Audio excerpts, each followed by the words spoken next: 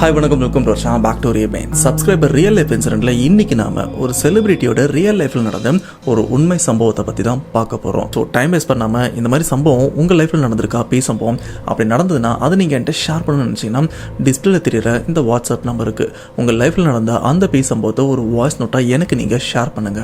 அப்படி ஷேர் பண்றது உண்மை சம்பவம் உண்மையிலே தெரியலங்க அதை நான் கண்டிப்பா நம்ம சேனல்ல போஸ்ட் பண்றேன். ஸோ ஒரு பேசாம வீடியோல போகலாம். நீங்க நம்ம சேனல் புதுசுனா மறக்காம சேனல் சப்ஸ்கிரைப் பண்ணுங்க, பெல் பட்டன் கிளிக் பண்ணுங்க. இப்போ நம்ம வீடியோல போகலாம்.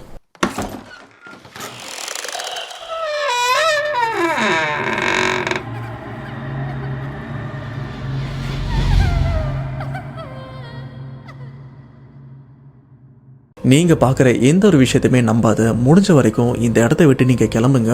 அப்படி இல்லைனா உங்களுக்கு தான் பிரச்சனை வரும். அண்டு நீங்கள் உள்ளே போனீங்கனாலும் இதை பற்றி எந்த ஒரு விஷயமும் பேசிக்காதீங்க. அப்படி இல்லைனா உங்கள் உயிர் போகிறதுக்கு கூட வாய்ப்பு இருக்குது. தயவு செஞ்சு இந்த இடத்துல இருக்காதீங்க. இது மட்டும் இல்லாமல் உங்கள் கூட ஒரு கிழவன் சுற்றிட்டு இருப்பான்ல, அதாவது ஜிப்தாத்தான்னு சொல்லுவாங்கள்ல, அவரை பற்றி தான் சொல்கிறாங்க. அண்ட் அந்த கிழவனும் உண்மை கிடையாது. அவன் உங்கள் கூட இருந்து உங்களை ஏமாற்றிட்டு இருக்கான். நீங்கள் இங்கே இருக்கிற ஒரு நிமிஷமும் உங்களோட உயிர் போகிறதுக்கு வாய்ப்பு இருக்குது. ஸோ இந்த இடத்த விட்டு போயிருங்க அப்படின்னு சொல்லிட்டு அங்கே இருக்கிற அந்த அக்காவும் அவசர அவசரமாக போயிடுறாங்க.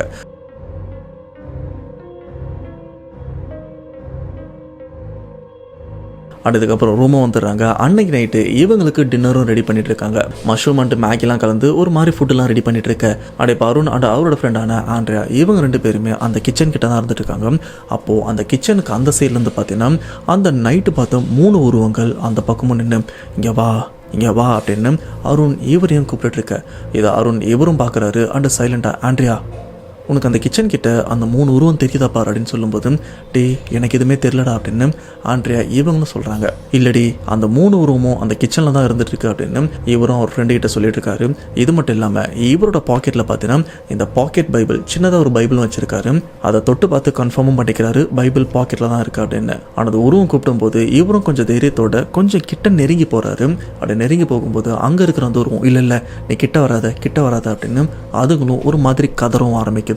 அண்ட் அப்போ அங்கே இருக்கிற ஃபாதர் அருண் இவரை ஒரு மாதிரி பார்த்துட்டு போகிறத, அதாவது பார்த்துட்டு போல அருண் இவரை நோட் பண்ணுற மாதிரி வேவு பார்க்குற மாதிரி பார்க்குறத அருண் இவரும் பார்க்குறாரு. அப்போ தான் அருண் இவருக்கே கன்ஃபார்ம் ஆகுது. எனக்கு என்னவோ இந்த ஃபாதர் மேலே தான் ஒரு டவுட் இருந்துட்டுருக்கு. ஏன்னா ஆரம்பத்துலேருந்து ஸ்டில் இப்போ வரைக்கும் இங்கே இருக்கிற ஃபாதர் மதர் இவங்க 2 பேரோட டார்கெட் மொத்தமும் ஏன் மேலே தான் இருந்துட்டுருக்கு. என்ன மட்டும் தனியாக வேவ் பார்த்துட்ருக்காங்க அப்படின்னு இவருக்கும் புரிய வருது. அப்போது மறுபடியும் அந்த ஃபாதர் அருண் இவர்கிட்ட வந்து பேச்சு கொடுக்குறாரு. என்னப்பா இப்போ எல்லாருமே ஒரே ரூமில் தூங்கிட்டு இருக்கீங்க அப்படின்னு கேட்கும்போது, அப்போது கூட இருக்கிற ஒரு ஃப்ரெண்டு செம்மையாக டென்ஷன் ஆகுறாரு. பாருங்க நாங்கள் தான் அந்த அட்வான்ஸ்லாம் கொடுத்துட்டோம்ல, பே பண்ண வேண்டிய எல்லா அமௌண்ட்டும் கொடுத்துட்டோம். அடுத்த 1 மாதம் வரைக்கும் இந்த காட்டேஜ் எங்களுக்கு தான் சொந்தம். என்ன தான் நீங்கள் ஓரமாக இருந்தாலும் அடுத்த 1 மாதத்துக்கு இந்த இடத்துக்கு நாங்கள் தான் ஓனர். ஸோ நாங்கள் எங்கே வேணாலும் தூங்குவோம், ஏன் பாத்ரூமில் கூட போய் தூங்குவோம் அப்படின்னு அங்கே இருக்கிற அந்த ஃபாதரை பார்த்து பேச, அண்ட் அந்த ஃபாதரும் ஒரு மாதிரி இந்த பையனை பார்த்து முறைக்கிறாரு. ஆனால் இதுக்கப்புறம் அந்த பையனும் அவங்களும் அதாவது மேலேயும் போயிடுறாரு. ஆனால் இந்த இடத்துல அருண் ஒரு சில பேர்லாம் இருந்துட்டு இருக்க. இப்படியே நார்மலாக பேசிகிட்டே இருக்கும்போது பார்த்தீங்கன்னா கொஞ்ச நேரத்தில் மேலே போனால் அந்த பையன் பயங்கரமாக அலறவும் ஆரம்பிக்கிறார். அந்த அலறல் சத்தம் கீழே இவங்களுக்கு ரொம்பவே சத்தமாகவும் கேட்க, இந்த அலறல் சத்தம் கேட்டுட்டே இருக்கும்போது பார்த்தீங்கன்னா இங்க இருக்கிற ஃபாதர் ஒரு மாதிரி நக்கலா ஒரு மாதிரி சத்தத்தோட அருண் இவரை பார்த்து ஹஹஹா அப்படின்ற மாதிரி பயங்கரமாக சிரிக்கவும் ஆரம்பிக்கிறாரு. இப்போ அருண் இவருக்கு தோன்ற விஷயம் இங்கேருந்து இந்த ஆளோட சிரிப்பை பார்க்குறதா இல்லை மேலே போயிட்டு என்னோட ஃப்ரெண்டை பார்க்குறதா அப்படின்னும் போது, மேலே போயிட்டு ஃப்ரெண்டுக்கு என்னாச்சு அப்படின்னு அந்த ரூமில் போய் பார்த்தா ஒரு கார்னரில் பார்த்தீங்கன்னா ஒரு மாதிரி உட்காந்துட்டு இருக்காரு. அந்த கிட்ட போயிட்டு டேய் என்னாச்சு ஏன் கத்தன அப்படின்னு கேட்கும்போது, இல்லை சும்மா கீழே விழுந்துட்டேன் கால் வழுக்கிருச்சு அப்படின்னு ஏதோ ஒரு விஷயத்த மழுப்புற மாதிரி பேசுகிறாரு அப்படின்னு அருண் இவருக்கும் கிளியராக தெரியுது. சரிடா இதுக்கப்புறம் எதுவும் ஆகாது அப்படின்னு அருண் அந்த ஃப்ரெண்டை அப்படியே கட்டி பிடிக்கும்போது அந்த ஃப்ரெண்டோட கழுத்துக்கிட்ட ஒரு மாதிரி கெட்ட நாத்து அடிக்குது. அது எப்படின்னா இந்த செத்து போனோம் அழுகி போயிருந்தா எப்படி இருக்கும் அந்த மாதிரி ஸ்மெல் தான் அவரோட கழுத்துக்கிட்டே அடிக்குது. அப்போவே அருண் இவருக்கு கிளியராக தெரிஞ்சிச்சு இது என் ஃப்ரெண்டு இல்லை அப்படின்னு. ஸோ உடனே ஆண்ட்ரியாகிட்ட போய் சொல்கிறாரு, இது நம்ம ஃப்ரெண்டு இல்லடி, நம்ம ஃப்ரெண்டு உருவத்தில் இருக்கிற சம்திங் ஏதோ ஒன்று. அண்ட் எனக்கு தெரிஞ்சு இன்னைக்கு நைட்டு இவனால் நமக்கு எதுவும் நடக்க போகுது, நம்ம கொஞ்சம் உஷாராக இருக்கணும் அப்படின்னு இவங்க எல்லாருமே மறுபடியும் அதே ரூமில் ஒன்றா படுத்துட்டு இருக்காங்க. அப்போது இவங்க ரூமுக்கு வெளியில் பார்த்தீங்கன்னா கதவுலாம் மூடி இருக்கு. அந்த கதவோட கீழ் கேப்பில் பார்த்தீங்கன்னா வெளியில் ஏதோ 2 பேர் நடந்துட்டு இருக்கிற அந்த நிழல் ரொம்பவே கிளியராக இவங்களுக்கும் தெரியுது. அந்த 2 உருவங்களும் உள்ளே வந்துருச்சு அப்படின்னு இவங்களும் மறுபடியும் அந்த பெட்ஷீட்டை இழுத்து போத்திட்டு தூங்கிட்டு தூங்கிட்டும் இருக்காங்க. அண்டு அப்படி தூங்கிட்டு இருக்கும்போது கூட அங்கே இருக்கிற அந்த ஒரு ரூம் மறுபடியும் இதுக்கு முன்னாடி எப்படி இவங்க மேலே ஏறி விளையாடிட்டு இருந்தது சேம் அதே மாதிரி தான் இப்போவும் ஏறி விளையாடிட்டு இருக்கு. இப்படி கொஞ்ச நேரம் அந்த 2 ரூமும் ரொம்பவே ஆட்டம் போட்டதுக்கப்புறம் அந்த இடத்த விட்டு சைலண்டாக போயிட்டு இருக்கு போல இருக்கு. அண்ட் அதுக்கப்புறம் அந்த இடம் ரொம்பவே சைலண்டாக தான் இருந்திருக்கு. இதுக்கப்புறம் அருண் இவரும் எந்திரிக்கும் போது இந்த இடத்துல இதுக்கு முன்னாடி தான் ஃப்ரெண்டே இல்லை இது வேற ஏதோ அப்படின்னு சொல்லியிருப்பார்ல, இப்போ ஏதோ ஒரு உருவம் அவங்க ஃப்ரெண்டு உருவத்தில் இருக்குல்ல அந்த நபர் பக்கத்தில் படுத்திருக்கிற ஒரு ஃப்ரெண்டோட கழுத்தை பிடிச்சி நெரிச்சிட்டு இருக்கிற விஷயத்த அருண் இவரும் பார்க்குறாரு. அண்ட் அந்த ஃப்ரெண்டும் அந்த பிடியிலிருந்து தப்பிக்கிறதுக்காக ரொம்பவே போராடிட்டு இருக்காரு. ஆனால் இந்த ஒரு விஷயத்த அருண் இவரும் பார்த்ததுக்கப்புறம் சடனாக அந்த ஃப்ரெண்டை தள்ளி விட்டுட்டு என்னடா பண்ணுறாடுன்னு கேட்கும்போது நான் எதுவும் பண்ணலையே நான் பெட்ஷீட்டை தான் எழுத்தேன் அப்படின்னு இந்த ஃப்ரெண்டு உருவத்தில் இருக்கிற அந்த பேய் ரொம்பவே சைலண்டாக பேச அப்போ பாதிக்கப்பட்ட அந்த ஃப்ரெண்டு டேய் நீ என் கழுத்தை தான் பிடிச்சி நெரிச்சு அப்படின்னு சொல்லும்போது இல்லடா சும்மா நான் இந்த பெட்ஷீட் தான் எழுத்து அப்படின்னு சொல்லும்போது டே 2 பேரும் சண்டை போடாதீங்க அப்படின்னு அப்படியே 2 பேருமே விலைக்கு வைக்கிறாரு. இதில் அந்த ஃப்ரெண்டு உருவத்தில் இருக்கிற அந்த பேய் அங்கேருந்து எந்திரிச்சு அப்படி மூவ் பண்ணும்போது பார்த்தீங்கன்னா அவரோட உருவத்தை அங்கே இருக்கிற கண்ணாடியில் இங்கே இருக்கிற எல்லா ஃப்ரெண்ட்ஸும் பார்க்குறாங்க. பார்த்து செம்ம ஷாக் ஆகுறாங்க. சொல்லப்போனால் அவங்களால கத்த முடியல. ஏன்னா அந்த கண்ணாடியில் அந்த பேயோட உண்மையான உருவம் ரொம்பவே தெளிவாக இவங்க எல்லாருக்குமே தெரிஞ்சிருக்கு. அப்போ தான் அங்கே இருக்கிற ஃப்ரெண்ட்ஸ் எல்லாருக்குமே தெரியுது உண்மையிலே இங்கே இருக்கிறது நம்ம ஃப்ரெண்டே கிடையாது பேய் அப்படின்னு. இந்த ஒரு விஷயத்த அருண் நம்மகிட்ட சொல்லலை அப்படின்னு அவங்களுக்கும் அப்போ தான் புரியுது. ஆனால் இப்போதைக்கு இங்கே இருக்கிற ஃப்ரெண்ட்ஸ் அந்த ஒரு விஷயத்த பெருசாக அந்த ஃப்ரெண்டு உருவத்தில் இருக்கிற அந்த பேய்கிட்ட காட்டிக்கல. அப்படியே அந்த நைட்டு ரொம்பவே சைலண்டாக போகுது. இப்படி பொழுது விடிஞ்சதுக்கப்புறம் இதை பற்றி அங்கே இருக்கிற ஃபாதர் மதர் அவங்ககிட்ட போய் பேசலாம் அப்படின்னு எல்லாருமே கீழே போகிறாங்க. ஆனால் கீழே போனதுக்கப்புறம் இந்த டீமில் ஃப்ரெண்டு உருவத்தில் ஒரு பேய் இருந்துட்டு இருக்குல்ல அந்த நபர் சைலண்டாக ஃபாதர் மதர் இவங்க 2 பேருக்கு நடுவில் போய் உட்காரவும் ஆரம்பிக்குது. உட்காந்தது மட்டும் இல்லாமல் ஃபாதர் இவர் என்ன பண்ணுறாருன்னா அந்த பையனை அப்படியே கட்டி பிடிச்ச மாதிரி அவரோட தலையை தேய்ச்சும் விடுறாரு. அதாவது இவன் ஏன் ஆள் அப்படின்ற மாதிரி சொல்லாமல் சொல்கிறாங்க. இந்த ஒரு விஷயத்தை பார்த்ததுக்கப்புறம் அருண் இவருக்கும் கிளியராக புரிஞ்சிச்சோ இது எல்லாமே உங்கள் வேலை தானா அப்படின்னு. பட் இருந்தாலும் இவங்க இந்த இடத்த விட்டு வெளியில் போகிறதுக்கு ட்ரை பண்ணுறாங்க. ஆனால் இவங்களால சுத்தமாக வெளியிலையும் போக முடியல. ஏன்னா அவசரத்துக்கு ஃபோன் பண்ணலாம் அப்படின்னு பார்த்தா கூட இப்போ இவங்க காட்டுக்குள்ளே தானே இருந்துட்டு இருக்காங்க. எப்போ வச்சு தான் இவங்களுக்கும் சிக்னல் கிடைக்கும். இந்த பனிலாம் முடிச்சுன்னா சுத்தமாக சிக்னல் கிடைக்காது. அண்ட் எந்த வழியாக வெளியில் போகிறது அப்படின்னு கூட ஆரம்பத்தில் இவங்களுக்கும் தெரியல. அண்ட் அந்த இடத்துல ரொம்பவே கஷ்டப்பட்டுட்டு தான் இருக்காங்க. சரி இங்கே இருக்கிறத விட வந்த வேலையாச்சும் பார்க்கலாம் அப்படின்னு 4வது 5வது நாள் அந்த ஷூட்டும் எடுக்க ஆரம்பிக்கிறாங்க. அப்போது கூட இருக்கிற அதாவது ஃபாதர் கூட இருக்கிற அந்த நண்பரை கூப்பிடும்போது ஆண்ட்ரியா இவங்க டேய் அவன் நம்ம ஃப்ரெண்டு கிடையாது இந்த இடத்த விட்டு நம்ம கிளம்பலாம் அப்படின்னு இவங்க எல்லாருமே வெளியே வந்துடுறாங்க. அண்ட் பசங்க எல்லாருமே இப்போ இந்த இடத்த விட்டு கம்ப்ளீட்டாக தப்பிக்கிறதுக்கும் ஆல்மோஸ்ட் ட்ரை பண்ணுறாங்க. ஸோ இவங்க எல்லாருமே இந்த காட்டேஜ் அந்த காட்டை விட்டு ஓரளவுக்கு வெளியில் வந்ததுக்கப்புறம் இவங்க எல்லாரோட மொபைலுக்கும் சிக்னலும் கிடைக்க ஆரம்பிக்குது. அப்படி சிக்னல் கிடைச்சதுக்கப்புறம் ரொம்பவே சந்தோஷப்படுறாங்க. பட் நம்ம ஃப்ரெண்டில் ஒருத்தன் அங்கே இருக்கான் அவன் அப்படியெல்லாம் விட்டு போக முடியாது அப்படின்னு இங்கே இருக்கிற அருண் ஆண்ட்ரியா அப்படின்னு எல்லாருமே யோசிச்சுட்டும் இருக்க இப்படி இவங்க ஒரு இடத்துல சாப்பிட போகலான்னு சாப்பிட்டுட்டும் இருக்காங்க. அப்படியே ஆப்போசிட்டில் பார்த்தீங்கன்னா ஒரு சிவன் கோவிலும் இருக்கு.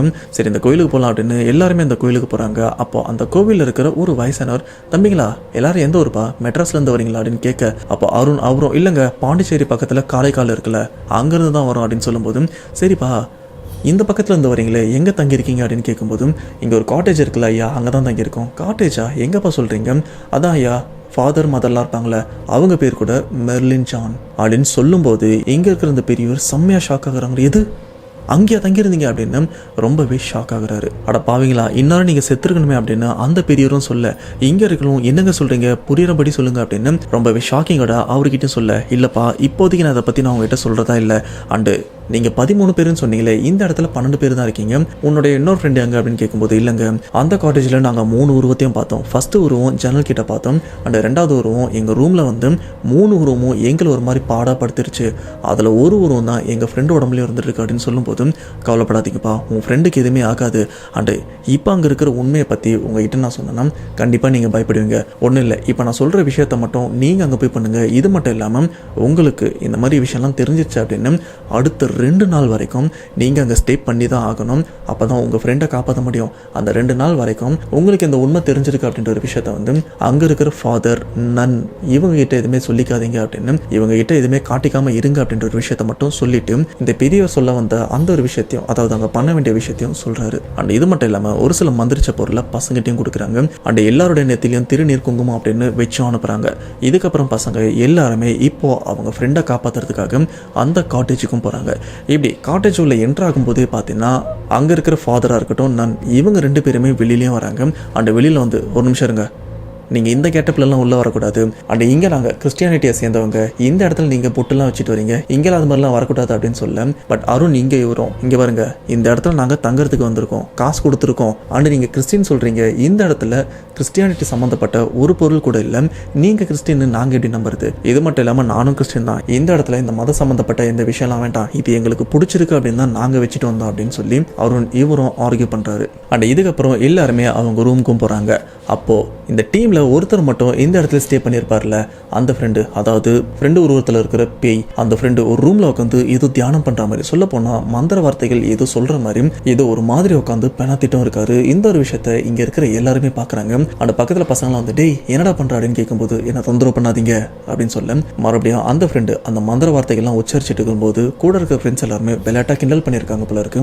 அப்போ அந்த ஃப்ரெண்டு என்ன தொந்தரவு பண்ணாதீங்க அப்படின்னு சொன்னல அப்படின்னு கத்தும்போது இந்த ரூம்ல ஷெல்ஃபில் இருக்கிற பொருட்கள் எல்லாமே தானா கீழே விழுந்து உடையவும் ஆரம்பிக்குது. இப்படி உடையும் போது கீழே இருக்கிற இவங்களும் மேலே வராங்க. மேலே வந்து அந்த ரூம்ல இருக்கிற அந்த பையனை டிஸ்டர்ப் பண்ணாதீங்க, அவன் ஒரு வேலையா இருக்கான் அப்படின்னு சொல்லும்போது இங்க இருக்கிற ஆண்ட்ரியா இது எல்லாத்துக்குமே காரணம் நீதான் அப்படின்னு வாயை திறக்கும் போது பக்கத்தில் இருக்கிற இன்னொரு பொண்ணு சடனா ஆண்ட்ரியா இவங்க வாயை மூடி ஏய் உடனே அந்த பெரியவர் தெளிவாக சொன்னாங்களே இங்கே நடக்கிற விஷயம் நமக்கு தெரிஞ்சிருச்சு அப்படின்னு அவங்களுக்கு தெரியக்கூடாது, ஸோ தயவு செஞ்சு கொஞ்சம் வாய் மூடிட்டுரு அப்படின்னு ஆண்ட்ரியா அவங்களை கொஞ்சம் காம் டவுன் பண்ணுறாங்க. இது மட்டும் இல்லாமல் அந்த சிவன் கோவிலை சேர்ந்த அந்த பெரியவர் கிட்டத்தட்ட 5 விதமான மந்திரிச்ச பொருள்லாம் கொடுத்துருப்பாரு.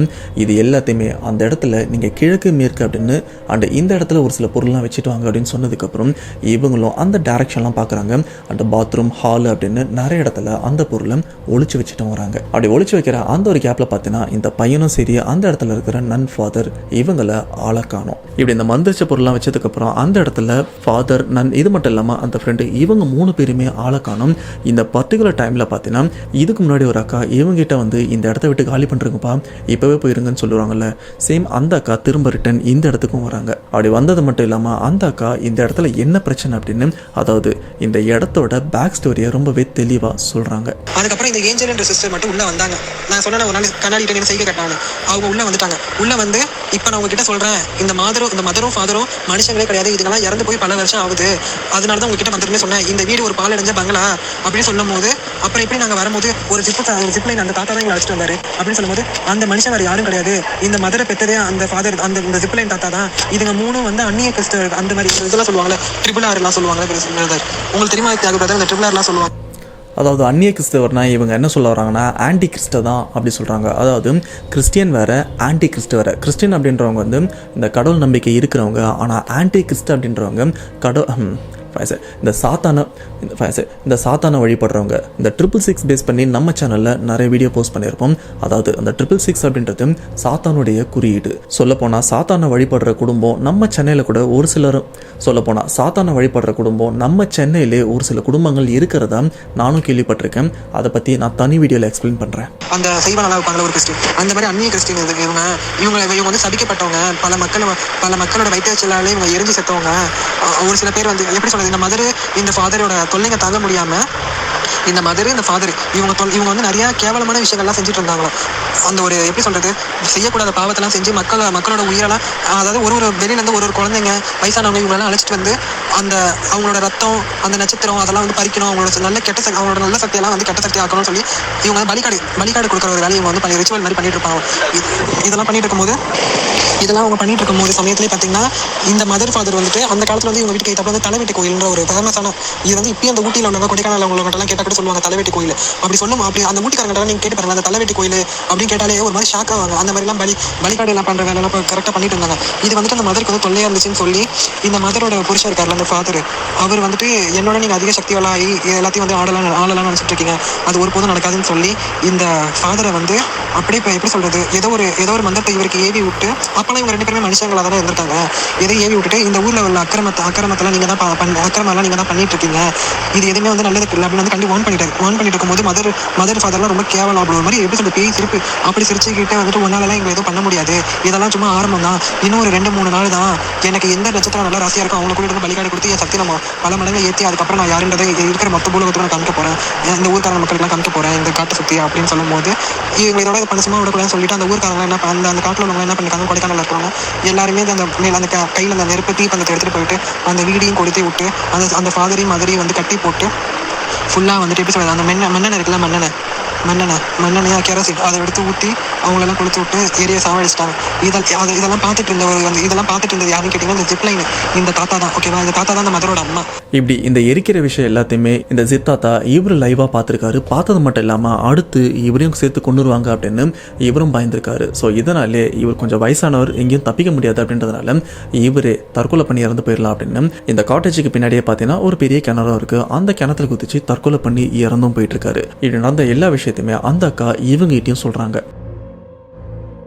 இப்போ சொல்லுங்கப்பா, இவங்க கூட தான் இத்தனை நாள் நீங்கள் தங்கியிருந்தீங்க, இவங்க தான் இத்தனை நாள் உங்களுக்கு சமைச்சும் போட்டிருந்தாங்க, அண்ட் இவங்க தான் உங்களை பலி வாங்குறதுக்கும் துடிச்சிட்டு இருந்தாங்க அப்படின்னு எல்லா விஷயமும் சொல்ல அருண் இவரும் கேட்குறாரு. சரிங்க, நைட் டைமில் இது எல்லாமே ஓகே, ஆனால் பகல் டைமில் கூட இந்த உருவத்தெல்லாம் நான் பார்த்தேனே, ரொம்பவே நார்மலாக இருந்தது அப்படின்னு சொல்ல, இல்லைப்பா நீ சொல்கிறது எல்லாமே உண்மைதான், ஆனால் இங்கே இருக்கிற இவங்க எல்லாருமே சாத்தான வழிபட்டு இருந்தவங்க, ரொம்பவே கடுமையான மந்திரத்தை இவங்க ரொம்பவே கஷ்டப்பட்டு இவங்களும் கற்று ஒரு சில பூஜைலாம் பண்ணி சாத்தான் கிட்ட இருந்து நிறைய சக்திகள்லாம் வந்து பகல்லையும் இவங்களால உலர்த்தக்கூடிய அந்த ஒரு வார்த்தை வாங்கியிருக்காங்க. அதனால தான் பகலில் கூட இவங்க ரொம்பவே சாதாரணமாக இருந்திருக்காங்க.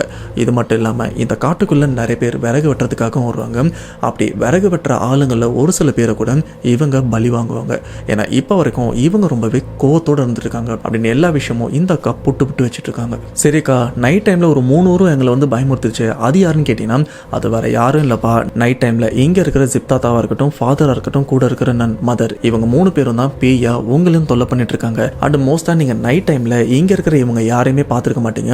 ஏன்னா அவங்க எல்லாருமே பேயா இந்த இடத்துலயும் உலாத்திட்டு இருக்காங்க. அண்ட் இந்த இடத்துல நிறைய பேர் வந்து இறந்தும் போயிருக்காங்க. ஆனா நீங்க மட்டும்தான் அதிர்ஷ்டவசமா உயிர் தப்பிருக்கீங்க. அதுக்கு காரணம் நீங்க என்ன புண்ணியம் பண்ணீங்கன்னு தெரியல.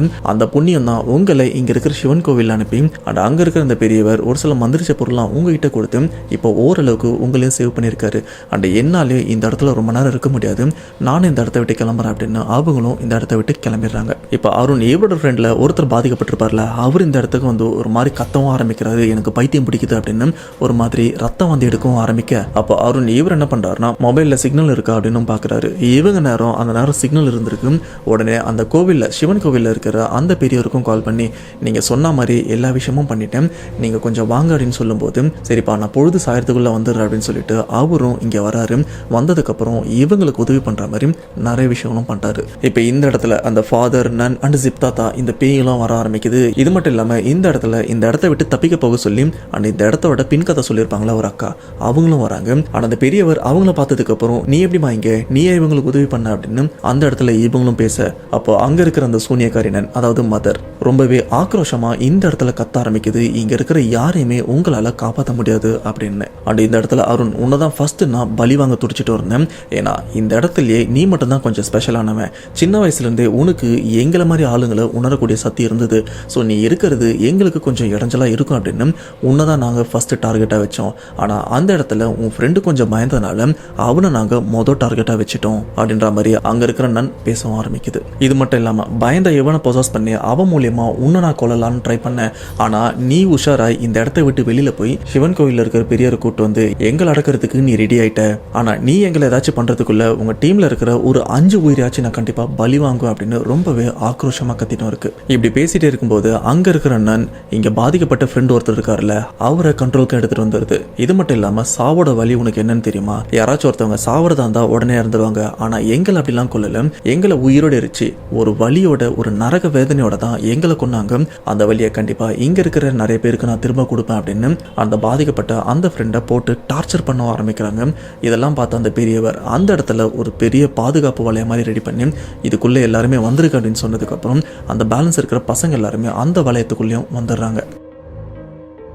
அப்படி எல்லாருமே உள்ளே வந்ததுக்கப்புறம் அருண் அந்த இடத்துல ஹெல்ப் பண்ண ஒரு அக்கா வந்திருப்பாங்களே, அக்கா நீங்களும் வந்துருங்க அப்படின்னு சொல்லும்போது அங்கே இருக்கிற பெரியவர், அவங்களால உள்ளே வர முடியாதுப்பா அண்ட் அவங்களுக்கும் ஒன்றும் ஆகாது அப்படின்னு சொல்லும்போது இங்கே இருக்கிற அருண் இவருக்கும் சுத்தமாக ஒன்றும் புரியல. அதுக்கப்புறம் தான் இவங்களுக்கும் புரியுது, தம்பி அங்கே இருக்கிற அவங்களும் ஒரு இறந்து போன ஆன்மா தான், ஆனால் அவங்க நல்ல ஆன்மா தான், உங்களுக்கு உதவி பண்ண வந்திருக்காங்க. அண்ட் அவங்க யாரு தெரியுமா, இந்த நன் இவங்க வீட்டில் வேலைக்காரியாக வேலை செஞ்சுட்டு இருந்தவங்க தான், அவங்களும் இறந்துட்டாங்க அப்படின்ற ஒரு விஷயமும் சொல்கிறாங்க. அண்டு அந்த வேலைக்காரியை அவங்க எப்படி இறந்தாங்கன்னு பார்த்தீங்கன்னா, இங்கே நடக்கிற விஷயம், இங்கே நடக்கிற இந்த கெட்ட விஷயம் எல்லாத்தையுமே அவங்களும் பார்த்து இதை தாங்கிக்க முடியாமல் இதை வெளியில் சொல்கிறதுக்கும் ட்ரை பண்ணியிருக்காங்க. ஆனால் இதை தெரிஞ்ச அந்த நன் என்ன பண்ணியிருக்காங்கன்னா, இவங்க காட்டேஜுக்கு பின்னாடி தண்ணி இருக்குது, அதில் இவங்களை முக்கி அந்த இடத்துல கொண்டுட்டும் இருக்காங்க. ஆனால் அப்படி இறந்ததுக்கப்புறம் வேலைக்காரி இவங்களோட ஆன்மா வந்து ஒரு நல்ல ஆன்மாவாக தான் இருந்திருக்காங்க. அதாவது இந்த இடத்துல வேற யாராச்சும் வந்தால் அவங்கள காப்பாற்றுறதுக்கு உதவி பண்ணலாம் அப்படின்னு. இதுக்கப்புறம் அந்த அக்காவோட ஆன்மாவும் சரி என்னுடைய கடமை முடிஞ்சிருச்சு, நான் இந்த இடத்த விட்டு கிளம்புறேன் அப்படின்னு அவங்களும் இங்கேருந்து கிளம்பிட்டாங்க. அண்ட் இந்த இடத்துல இவங்க ஃப்ரெண்டு ஒருத்தர் உடம்புல பேய் இருந்திருக்குல்ல, ஆக்சுவலாக அந்த பேய் யாருன்னு பார்த்தீங்கன்னா இங்கே இருக்கிற ஃபாதரோட ஆன்மா தான் அந்த பையன் உடம்புலையும் இருந்திருக்கு. இதுக்கப்புறம் அங்கே இருக்கிற அந்த பெரியவர் அந்த ஃபாதரோட ஆன்மா நன், அதாவது மதர் அவங்க ஆன்மா, அந்த சித்தாத்தா இவங்க ஆன்மாவை கட்டுப்படுத்தி அந்த இடத்துலையும் உட்கார வைக்கிறாங்க. அண்ட் இவங்க ஃப்ரெண்டு ஒருத்தர் பாதிக்கப்பட்டிருக்காருல, அவர் இப்போ ரத்த வெள்ளத்தோடு இருந்திருக்காரு. அவர் ஒரு சைடில் வச்சு அந்த ரத்தம் வெளில போகாமல் தடுத்துட்டும் இருக்காங்க. பட் உயிருக்கு பெருசாக எந்த ஆபத்தும் இல்லை, ரத்தம் தான் கொஞ்சம் அதிகமாக போயிட்டு இருக்கு. அண்ட் இப்போ அந்த 3 ஆன்மாக்கிட்டையும் பேய்கிட்டையும் கேட்குற விஷயம், உங்களுக்கு என்ன வேணும், இந்த இடத்த விட்டு போயிருங்க, இவங்களை விட்டு போயிருங்க அப்படின்னு சொல்லும்போது, இல்லை இந்த இடத்த விட்டு நாங்கள் போக மாட்டோம், அண்ட் எனக்கு இந்த பையனோட உயிர் மட்டும் தான் வேணும் அப்படின்னு அருண் ஷெரியன் இவரோட உயிரையும் கேட்க ஆரம்பிக்கிறாங்க. இது மட்டும் இல்லாமல் உங்களால் எங்களை கண்ட்ரோல் பண்ணலாம் முடியாது, தற்சமயமாக வேணா கண்ட்ரோல் பண்ணலாம், ஆனால் என்னதான் நீங்கள் எங்களை அடக்கி வச்சாலும் கண்டிப்பாக அந்த கட்டிலேருந்து நாங்கள் வெளியில் வருவோம், ஏன்னா நாங்கள் பிரேதாத்மா, இது மட்டும் இல்லாமல் நாங்கள் சாத்தான வழிபடுறவங்க, கண்டிப்பாக இந்த ஒரு விஷயத்துலேருந்து சீக்கிரம் வெளியில் வந்துடும், அப்படி வெளியில் வந்தாலும் கண்டிப்பாக இவனை நாங்கள் ஏதாச்சும் பண்ணிடுவோம் அப்படின்னு ரொம்பவே ஆக்ரோஷமாக அங்கே இருக்கிற பெரியவர்கிட்டையும் சொல்லிட்டு இருக்கு. ஆனால் இங்கே இருக்கிற பெரியவரும் என்னை மீறி தான் நீ இவனை தொட முடியும் அப்படின்னு சொன்னதுக்கப்புறம் இங்கே இருக்கிற அந்த ஆன்மாவும் அடங்குற மாதிரி இல்லை. உடனே அந்த பெரியவர் என்ன பண்ணுறாருன்னா, இந்த காட்டேஜுக்கு பின்னாடி ஒரு கிணறும் இருக்குது, இவருடைய மந்திர சக்திகள்லாம் பயன்படுத்தி அந்த 3 ஆன்மாக்களையும் அந்த கிணத்துக்குள்ளேயும் அடைக்க ஆரம்பிக்கிறாரு. அப்படி அடைச்சது மட்டும் இல்லாமல் என்கிட்ட இருக்கிறது ரொம்பவே பவர்ஃபுல்லான மந்திரிச்ச தண்ணி, இதை நான் உன் மேலே தெளிச்சேன்னா அடுத்து உன்னால் இவன்கிட்ட மட்டும் இல்லை யார்கிட்டையும் நெருங்க முடியாது, இதை தெளிக்கவா அப்படின்னு சொல்லும்போது அங்கே இருக்கிற அந்த ஆன்மாவும் இல்லை இல்லை வேண்டாம் வேண்டாம் அப்படின்னு சொல்ல, இப்போ சொல்லு இவனை நெருங்க மாட்டேன் சத்தியம் பண்ண அப்படின்னு சொல்லும்போது, சரி இதுக்கு மேலே இவனை நெருங்க மாட்டேன், ஆனால் எனக்கு ஒரு சில விலங்கு உயிர் பலிகள்லாம் கொடுங்க அப்படின்னு சொன்னதுக்கப்புறம் இவங்களும் அங்கே இருக்கிற அந்த பேயை கொஞ்சம் சமாதானப்படுத்துறதுக்கு ஒரு சில விலங்கு காட்டு பண்ணி ஆடு அப்படின்னு ஒரு சில விலங்கெல்லாம் உயிர் பலியாக கொடுக்குறாங்க. இப்படி அந்த உயிர் பலிலாம் கொடுத்ததுக்கப்புறம் அந்த 3 ஆன்மாவையும் அப்படியே அடக்கி அந்த கிணத்துல, அப்போ தண்ணியும் கிடையாது, ஆனால் அந்த கிணத்துக்குள்ளே இறங்கி பள்ளம் தோண்டி நல்லா புதைச்சும் வச்சிருக்காங்க. பட் புதைக்கிறதுக்கு முன்னாடி அந்த ஆன்மா இவனை நான் சும்மா விட மாட்டேன் அப்படின்னு அதோட சுயரூபத்தையும் காட்டுது. பட் அந்த பெரியவர் எல்லாத்தையுமே சுமூகமாக முடிச்சு இங்கே இருக்கிற இந்த பசங்க பாதிக்கப்பட்ட 13 பேரையுமே உயிரோட இந்த காட்டை விட்டு வெளியிலையும் கூட்டு வராங்க. அது நான் பர்சனலாக அருண் ஷெரியன் இவர்கிட்ட அந்த காடு எங்கே இருக்குது அப்படின்ற ஒரு டீட்டெயிலும் கேட்டேன். பட் இந்த ஒரு விஷயம் வந்து போலீஸ் கம்ப்ளைண்ட் வரைக்கும் போனதுக்கப்புறம், இல்லை ப்ரோ அந்த காட்டோட லொக்கேஷன் சொன்னா எனக்கும் பிரச்சனை வரும் அப்படின்னு அவரும் சொல்லியிருக்காரு. ஸோ அதுக்கப்புறம் நானும் பெருசாக அவரை டார்ச்சர் பண்ணலை. அண்ட் இந்த ஒரு இன்சிடென்ட் கேட்கும்போதும் எனக்கும் செம்ம ஷாக்கிங்காக இருக்குது. சொல்ல போனால் எனக்கே ஒரு படம் பார்த்த மாதிரி இருக்குது. ஏன்னா அந்த மாதிரி நிறைய விஷயங்கள் இந்த இடத்துல நடந்திருக்கு. ஸோ ஆரம்பத்துலேருந்து ஃபுல்லாக இப்போ வரைக்கும் கேட்டிருப்பீங்களே, இப்போ நீங்கள் சொல்லுங்கள், இந்த மாதிரி காட்டில் உங்கள் ஃப்ரெண்ட்ஸோட நீங்கள் மாட்டினீங்கன்னா என்ன பண்ணுவீங்க? மறக்காம கமெண்ட் பாக்ஸில் மென்ஷன் பண்ணுங்கள்.